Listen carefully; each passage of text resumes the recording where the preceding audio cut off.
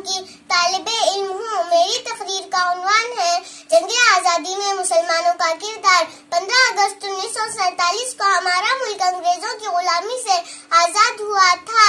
اکثر مرحلوں میں جنگ آزادی کی قیادت اور کمانڈنگ مسلمانوں کے ہاتھوں میں رہی اور قائدانہ رول مسلمانوں نے ادا کیا، اور یہ جنگ آزادی کی تحریک تقریباً 200 سال سے رہی، جس میں ہندوستان کے بہت سے مسلمانوں نے حصہ لیا اور شہید